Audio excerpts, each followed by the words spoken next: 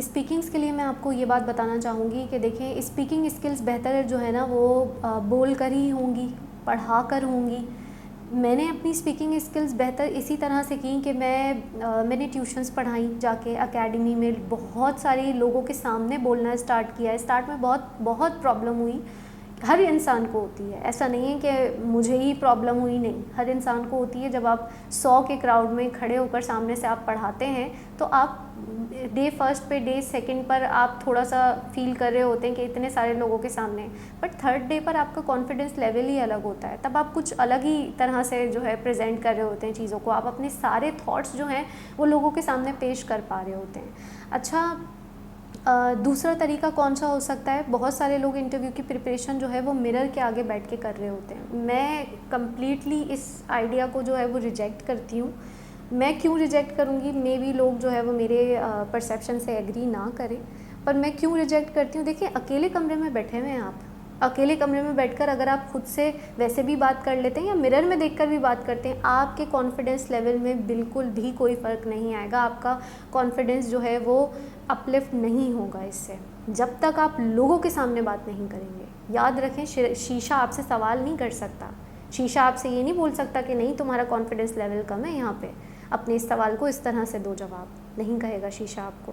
पर हाँ, देखें, इसकी एक एग्जांपल आपके पास और है ना। देखें, CSS के जब भी आपके पास जो है वो इंटरव्यूज़ का स्केड्यूल आता है तो सारे के सारे स्टूडेंट्स जो है वो मॉक इंटरव्यूज़ की तरफ चले जाते हैं। क्यों चले जाते हैं? वो इसीलिए जाते हैं कि जब टीचर्स का एक ग्रुप बैठकर आपसे सवाल पे सवाल करेगा, उस टाइम पर आप 45 मिनट्स या 30 मिनट्स कैसे आप उसे जवाब देंगे।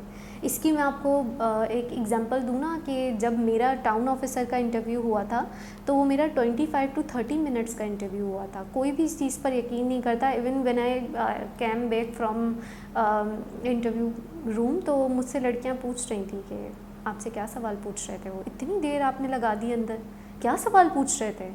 देखें, लाजमी सी बात है, इंटरव्यूअर जब आपसे कनेक्शन बिल्ड करता है सवालों का, जब आप कंटिन्यूसली उसे जवाब दे रहे होते हैं और आपको वो भले हिस्ट्री में ले जाए, वो आपको देख रहा होता है कि कहाँ आप गिर जाएं।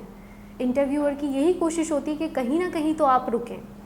वो आपको पूछेगा, जैसे मुझसे सर ने सवाल पूछे थे, इंटरव्यूअर ने मुझे कहा कि थोड़ी डच की हिस्ट्री पे चले गए, फिर पोर्चुगीज़ के बारे में पूछा, फिर कायद-ए-आज़म के बारे में पूछा, फिर पूछा मुग़ल्स की हिस्ट्री के बारे में, फिर इंटरनेशनल रिलेशंस पे ले गए, फिर पूछा कि जो है ना सऊदी ईरान वॉर के बारे में पूछा, फिर उसके बाद जो है अरब स्प्रिंग के बारे में पूछा, फिर कायद-ए-आज़म की फ़ैमिली के बारे में पूछा। तो बहुत सारे इन डेप्थ क्वेश्चंस थे। इवन स्पीचेस सुनी, कहा कि है ना क्या कहा था भुट्टो साहब ने कि जब है ना वो सिक्योरिटी काउंसिल में बैठे हुए थे, किस बात पे उनको गुस्सा आ गया था।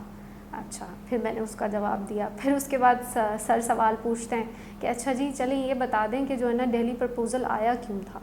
तो इस तरह के ट्रिकी क्वेश्चंस पूछकर वो बेसिकली आपका कॉन्फिडेंस लेवल चेक कर रहे होते हैं। अब मुझे बताएं आप कि क्या मिरर आपसे इस तरह के सवाल पूछ सकता है? आप मिरर के सामने बैठ के तैयारी कर रहे होते हैं इंटरव्यूज़ की, क्या मिरर आपसे सवाल पूछेगा इस तरह के? नहीं पूछ सकता। इसलिए मैं कभी भी किसी स्टूडेंट को ये रेकमेंड नहीं करती कि अपनी इंटरव्यू की स्किल्स बेहतर करने के लिए आप मिरर के आगे खड़े होकर इस तरह से खुद से सवाल करें। I completely reject that idea.